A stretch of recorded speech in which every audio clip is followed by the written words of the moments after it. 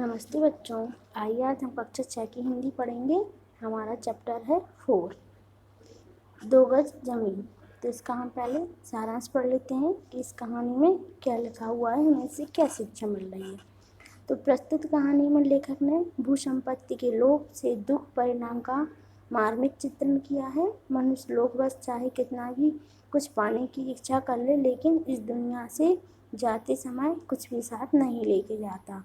सब कुछ यहीं पर रह जाता है और मरते समय मनुष्य को केवल 2 गज जमीन की ही पर्याप्तता होती है। 2 गज जमीन से अर्थात है जब वो मर जाता है तो उसको जलाने के लिए ले जाते हैं, तो मुक्ति धाम में जो उसको जगह मिलती है 2 गज, उसका बताया हुआ है। चलिए स्टार्ट करते हैं हम। दीना काफ़ी खुशहाल था।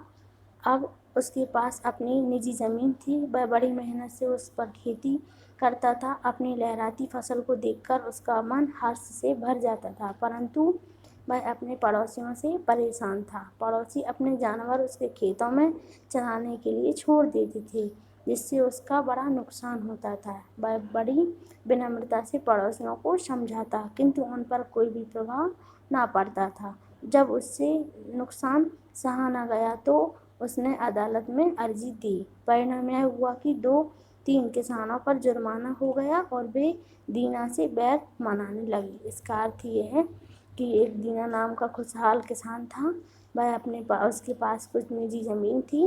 वह बहुत ही मेहनत से अपनी खेती करता था और उसकी अच्छी हरी भरी फसल होती थी, परंतु कुछ जो आसपास के लोग रहते थे, पड़ोसी, वो जलापन की वजह से उसको क्या करते थे, उसके खेत में अपने जानवरों को छोड़ देते थे। लेकिन वो उनको विनम्रता से बड़े अच्छे से समझाता था, परंतु पड़ोसियों को कोई बात समझ में नहीं आती थी। तो एक दिन उसने क्या किया, उसने अपनी शिकायत कहाँ दर्ज की, अदालत में। तो उसका परिणाम क्या हुआ कि किसानों पे जुर्माना लगा दिया। अब किसानों पे यदि जुर्माना हो गया, जो उसके पड़ोसी थे उन पे जुर्माना हो गया, तो उन्हें क्या हो गई, दीना से बैर हो गई, बुराई हो गई। गांव में दीना के पास सबसे अधिक जमीन थी। वह सबसे अधिक संपन्न किसान था, पर पड़ोसियों में मन मुटाव के कारण लोकप्रिय नहीं रह गया था। लोग उसको पहले जैसा सम्मान नहीं देते थे। यह भी सुना जाने लगा कि सबसे बैर मानने वाले उसके घर में आग लगाने की योजना बना रहे थे।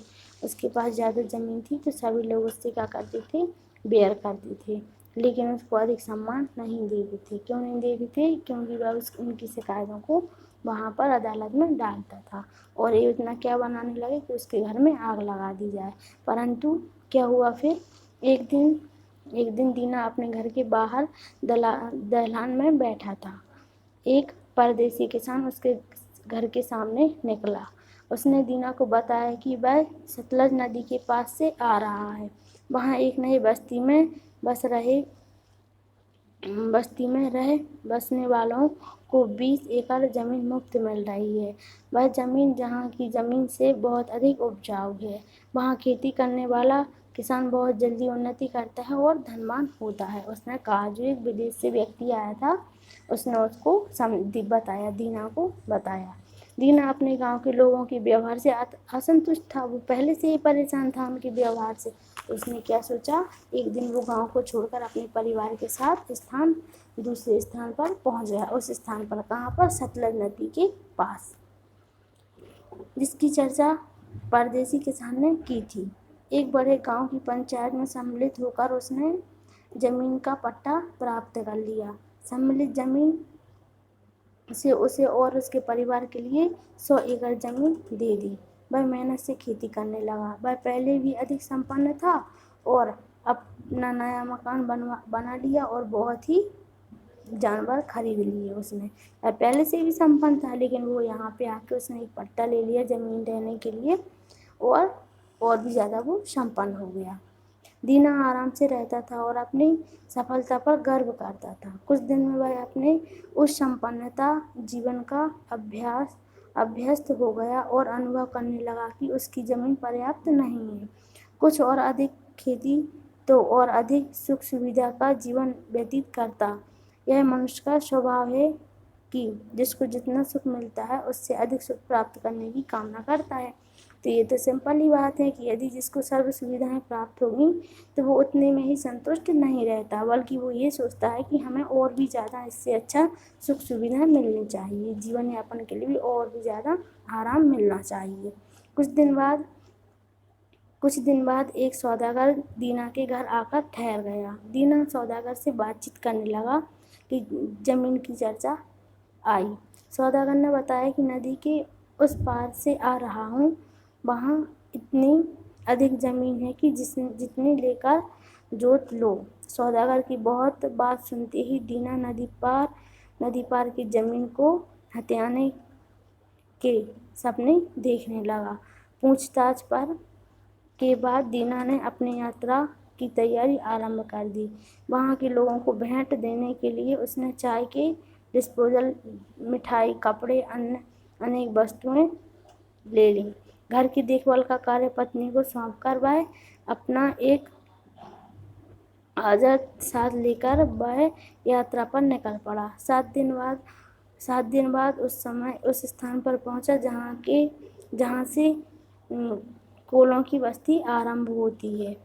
उसने देखा कि नदी के किनारे जमीन ही जमीन है, सब खाली पड़ी है। वहाँ के लोग खेती नहीं करते हैं। पशुपालन और शिकार ही उसकी जीविका के आधार थे। वहाँ के लोग सीधे और सरल स्वभाव के थे। दीनानाथ के साथ लाई वस्तुओं की भेंट देखकर उन लोगों को खुश कर लिया और दुभाषियों के द्वारा अपने तक पहुँचने का उद्देश्य बता दिया। उन लोगों के पास पहुँचने तक का क्या बता दिया? उद्देश्य बता दिया कि हम यहाँ पर क्यों आए हैं।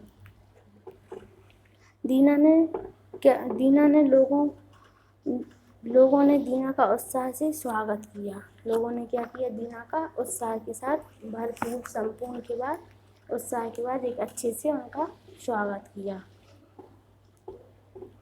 उसे सबसे अच्छे डोर में ले जाकर बिठाया, सबसे अच्छे कमरे में ले जाकर बिठाया। दीना के सम्मान में उन लोगों ने एक शानदार दावत दी।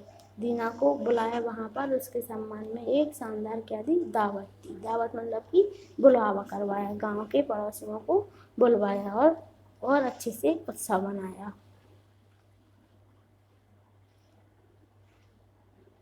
दीना ने कहा, मैं आपकी ज़मीन देखकर बहुत खुश हुआ हूँ। हमारे यहाँ उनकी कमी है और वह आपकी ज़मीन की तरह उपजाऊ नहीं है। उसने कहा कि हम आपकी ज़मीन देखकर क्या हैं? बहुत ही खुश हैं। हमारे यहाँ ज़मीन तो है लेकिन आपकी ज़मीन की तरह उपजाऊ नहीं है। इसी समय एक आदमी रोएदार बड़ी टोपी लगाए वहाँ आया। सब उसके सामने सम्मान से खड़े हो गए। दुभाषियों ने बताया कि यही हमारा सरदार है। दीना भी उनके पास सम्मान से खड़ा हो गया। उसने तुरंत अपने सम्मान में से बढ़िया भेंट की चीज़ें निकाली और सरदार को समर्पित की। सरदार ने दीना की भेंट सहर्ष स्वीकार कर ली। लोगों ने सरदार को दीना के आने का उद्देश्य बताया। जो सरदार था वहाँ का, उसको क्या बताया कि दीना यहाँ पे क्यों आया है, उसका एक उद्देश्य बताया। क्योंकि व्यक्ति कोई कहीं जाता है तो उसका एक उद्देश्य तो रहता है ये, तो उसने उद्देश्य बताया कि दीना यहाँ पे क्यों आया है। इतना सुनते ही सरदार ने अपने साथियों की बातें सुनकर दीना से कहा।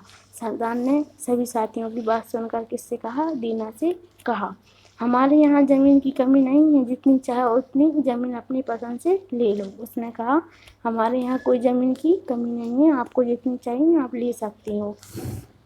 दीना ने कहा, मैं चाहता हूँ कि मैं जो ज़मीन लूँ कस्बे की अदालत में सबकी पक्की लिखा पढ़ी हो जाए। वो कहने लगा कि हम जो भी यहाँ से ज़मीन खरीदें उसकी क्या हो जाए? अदालत में पक्की लिखा पढ़ी हो जाए, जिससे आगे चल के कोई समस्या ना हो। जब सरदार ने दीना की यह शर्त मान ली तब दीना ने पूछा, ज़मीन किस भाव में लेगी? सरदार ने उसकी सारी बातें मान ली तो दीना पूछने लगा कि ज़मीन किस भाव में लेगी? तो 1000 रुपये प्रतिदिन। उसने कहा 1000 रुपये प्रतिदिन। सरदार ने उत्तर दिया। दीना चकित हुआ बोला, मेरी समझ में नहीं आया, एक दिन का यह कैसा हिसाब है? उसने कहा, मेरी समझ में नहीं आया, एक दिन का कैसा हिसाब है? सरदार ने कहा, एक दिन में पैदल चलकर जितनी ज़मीन तुम नाप डालो उतनी ले लो। एक दिन का मूल्य 1000 दे देना। उसने कहा पैदल चल के तुम जितनी ज़मीन नापो उतनी ही ले लेना। एक शर्त और है, यदि तुम जहाँ से चलते हो उसी स्थान पर उसी दिन सूर्यास्त से पहले ना लौटाओगे तो तुम्हें ज़मीन नहीं मिलेगी और तुम्हारा 1000 रुपया भी जब्त हो जाएगा। उसने शर्त रखी कि जहाँ से आप चलना स्टार्ट कर रहे हो यदि शाम होते ही वहाँ वापस नहीं आए तो क्या होगा, आपसे आपकी ज़मीन भी नहीं दी जाएगी आपको और आपसे 1000 रुपये भी ले लिए जाएंगे। तो दीना ने क्या सोचा फिर? दीना ने सोचा कि दिन भर में बहुत सारी ज़मीन घेरी जा सकती है, परंतु सरदार की शर्त पर ज़मीन लेने को तैयार हो गया। उसने सोचा ये शर्त मान लो और वो तैयार हो गया।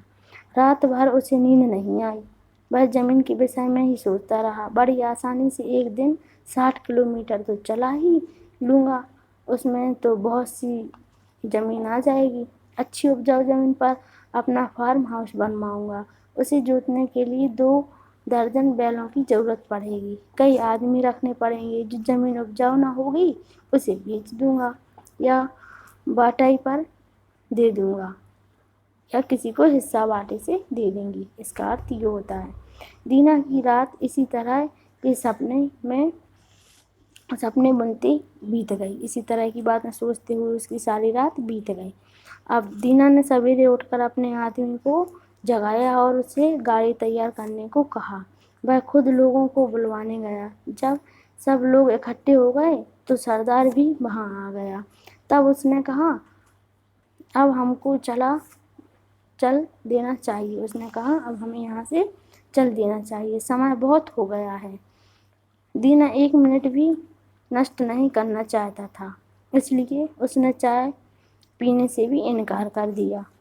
सरदार दीना को लेकर एक टेकरी पर पहुंचा और अपनी रोएदार टोपी को उतारकर टेकरी पर रखते हुए उसने कहा यह निशान रहेगा। उसने कहा कि चलो यहाँ से स्टार्ट करो, ये हमारा निशान रहेगा कि आपने यहाँ से चलना शुरू किया है।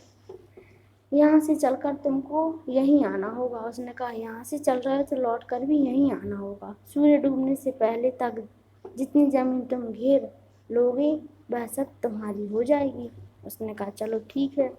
दीना ने 1000 रुपये गिनकर टोपी पर रख दिए। एक रुमाल में रोटी रखी, पानी की बोतल ली और फावड़ा भी ले गया। धोती कसकर और अस्ती में चढ़ाकर चलने को तैयार हो गया। पहले वह यह तय नहीं कर पा रहा था कि किस दिशा में मैं चला जाऊँ। वो खड़ा खड़ा सोच रहा था और तय नहीं कर पाया कि मैं किस दिशा में जाऊँ। पूर्व दिशा से सूर्य निकल रहा था। वह अपना समय नष्ट नहीं करना चाहता था, बस पूर्व दिशा की ओर चल पड़ा। 1 किलोमीटर चलने के बाद उसके बदन में फुर्ती आई और वह तेजी से चलने लगा। लगभग 5 किलोमीटर चलने के बाद उसने पीछे मुड़कर देखा।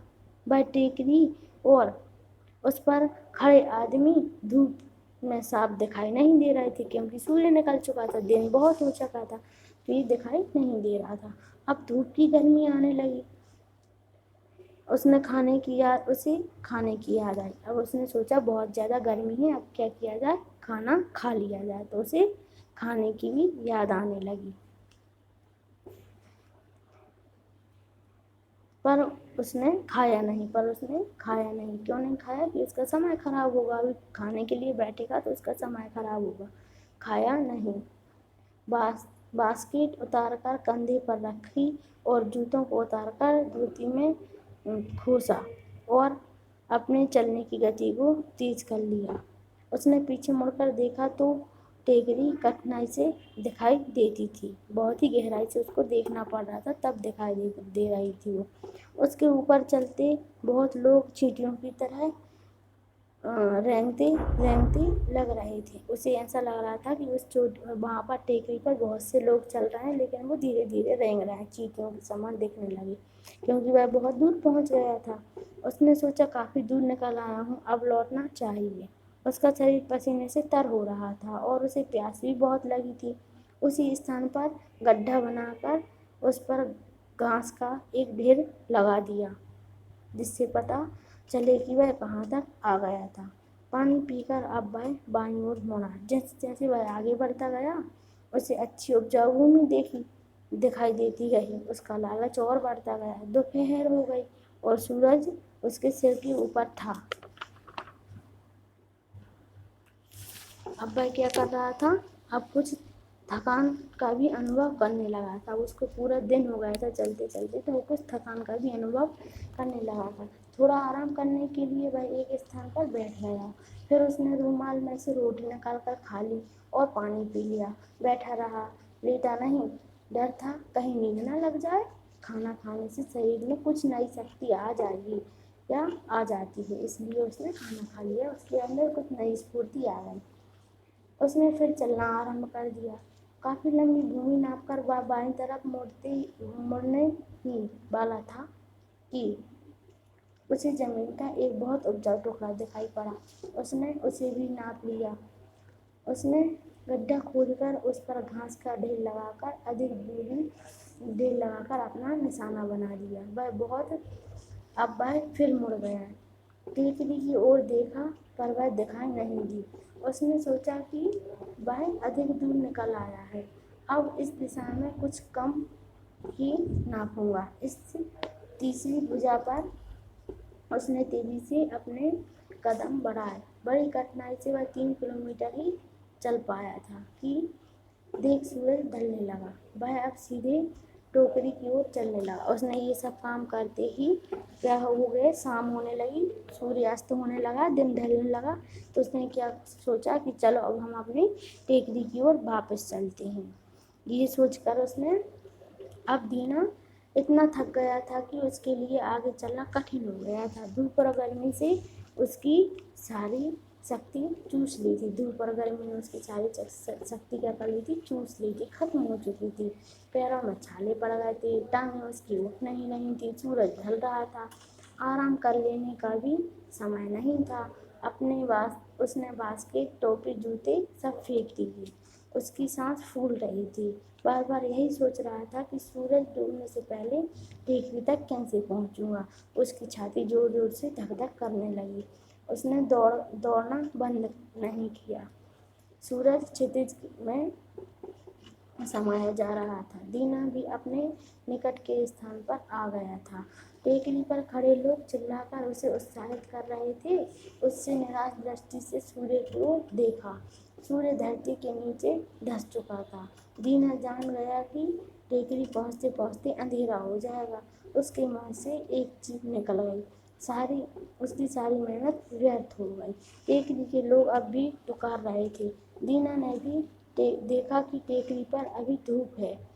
अपनी सारी शक्ति समेटकर उसने लंबी सांस खींची और आंखें मूंदकर टेकरी की ओर दौड़ा। टेकरी के पास वह मुँह केवल गिरा और मुँह से चीख निकल पड़ी। क्या निकल पड़ी?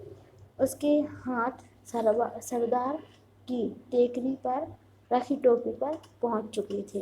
सरदार ने कहा, देखो भाई, इसने कितनी जमीन ले डाली। दीना का नौकर दौड़कर आया। उसने दीना को उठाना चाहा। दीना के मुंह में खून बह रहा था, वह मर चुका था। सरदार के आदमी दुखी भी थे और दीना पर हंस भी रहे थे।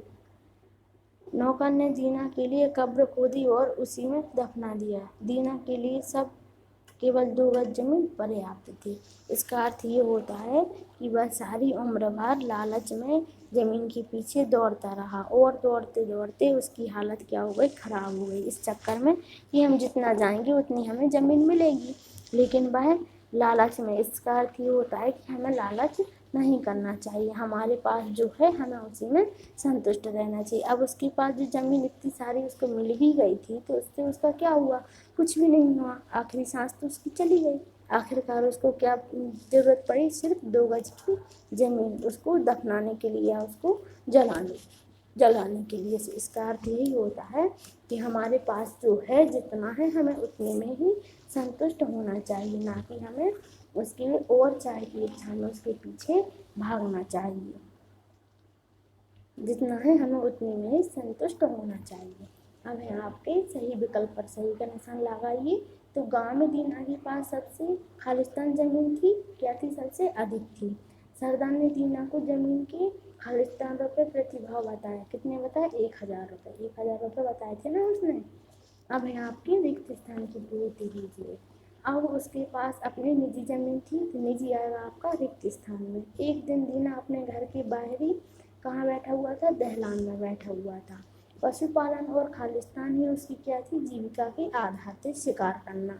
वह अपना खालिस्तान नष्ट नहीं करना चाहता था, क्या नहीं चाहता था, वह अपना समय नष्ट करना नहीं चाहता था। अब आपको सही और गलत बताना है। दीना गांव में दीना के पास सबसे कम ज़मीन थी, ये क्या है, गलत है। नहीं, उसके पास क्या थी, सबसे ज़्यादा ज़मीन थी। एक एक परदेसी किसान उसके घर के सामने से निकल रहा था, हाँ ये तो सही बात है, वही निकल रहा था, उसी ने उसको सतलज नदी पर जमीन उपजाऊ के बारे में बताया था। तो ये क्या होगा, आपका सत्य होगा। कुछ दिन बाद एक किसान दीना के घर में आकर ठहर गया, ये तो असत्य है, किसान तो नहीं ठहरा था, उसके यहाँ तो एक परदेसी ठहरा हुआ था। अब है आपके प्रश्न उत्तर है, कोलों के सरदार ने जमीन के संबंध में दीना के सामने क्या शर्त रखी। तो ये तो आपको पाठ पढ़ने से पता ही चल गया कि सरदार ने शर्त रखी थी कि तुम जहाँ से चलोगे उसी स्थान पर तुम्हें सूर्यास्त होने से पहले वापस आना होगा, अन्यथा आपकी ज़मीन क्या हो जाएगी, आपको ज़मीन भी नहीं मिलेगी और आपको 1000 रुपये भी जब्त कर लिए जाएंगे, आपके 1000 रुपये वापस नहीं दिए जाएंगे। अब है आपका दूसरा प्रश्न, दीना ने प्रातःकाल कोलों के द्वारा दी गई चाय क्यों नहीं स्वीकार की। क्योंकि वह दीना जमीन खरीदने के लिए 1 मिनट भी नष्ट नहीं करना चाहता था, इसलिए उसने उनके द्वारा दी हुई चाय को भी पीने से इनकार कर दिया, क्योंकि वो चाय पीने बैठता तो उसका समय नष्ट हो जाता, इसलिए। अब है आपका प्रश्न नंबर 3, दीना कोलों की क्षेत्र की जमीन क्यों नहीं प्राप्त कर सका। थक जाने के कारण उसकी शारीरिक क्षमता नष्ट हो गई और वह भूख प्यास के कारण कोलों की जमीन नहीं नाप सका और उसकी मृत्यु हो गई। उसने ज़मीन तो नाप ली थी, लेकिन उसने क्या नहीं कर पाया, वो सूर्यास्त होने से पहले वापस नहीं आ पाया। सूर्यास्त होते होते ही वह वहाँ पर आया और क्या हो गया, उसका मुंह में से खून आ गया और वो मर गया। अब है आपका ग नंबर का, दीना के चरित्र की 3 विशेषताएं बताइए। दीना कैसा था, उसकी विशेषताएं क्या थी। तो दीना एक खुशहाल और मेहनती व्यक्ति था, उसमें विनम्रता की भावना थी, संपत्ति का लालच दीना के मन में कूट कूट कर भरा हुआ था। हाँ ये तो सही बात है, संपत्ति का लालच उसको भरा था, तभी तो वो वहाँ गया था सतलज नदी पर जमीन नापने के लिए।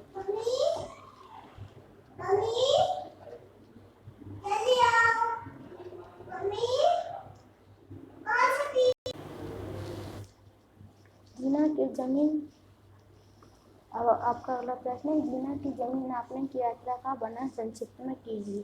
तो सर्वप्रथम दीना ने रुमाल में रोटियां रखी और पानी की बोतल ली और कुछ पैसे रख यात्रा पर निकल पड़ा, लेकिन जब तक उसके शरीर में शक्ति नहीं रही तब तक वह चलता रहा, लेकिन शक्ति छीन हो जाने पर उसके शरीर से प्राण निकल आए।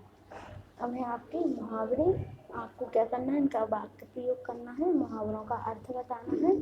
तो मन हर्ष से भर जाना, इसका अर्थ होता है मेरी बहन को बरसों बाद देखा तो मन हर्ष से भर गया। मन मुटाव, सीमा विवाद को लेकर भारत और चीन के बीच मन मुटाव है। अभ्यस्त हो जाना, निरंतर अभ्यास के कारण ब्रजेश तालबोलबाजी में अभ्यस्त हो गया। हर्ष स्वीकार कर लेना, सुभाष ने पिताजी द्वारा दिए गए पैसे हर्ष भाव से स्वीकार कर लिए। हंसी करना, दीपा ने ऐसी खीर बनाई कि सभी मेहमानों के सामने उसकी हंसी हो गई। अब है आपके क्या करना है, आपको नीचे लिखे संज्ञा शब्दों को विशेषण शब्दों में तथा विशेषण शब्दों को संज्ञा शब्दों में बदलना है। तो पहले आपके संज्ञा शब्द दिए हैं, इनको विशेषण में बदलना है। तो रोग का होगा रोगी, कल्पना काल्पनिक, सरलता सरलतम, नकल नकली। अब है आपके विशेषण शब्द को आपको संज्ञा शब्द में बदलना है। तो भला का भलाई, स्वतंत्रता, अनुकरण और कठोरता। फिर है आपको प्रस्तुत कहानी से आपको क्या शिक्षा मिली, 3 वाक्यों में लिखिए।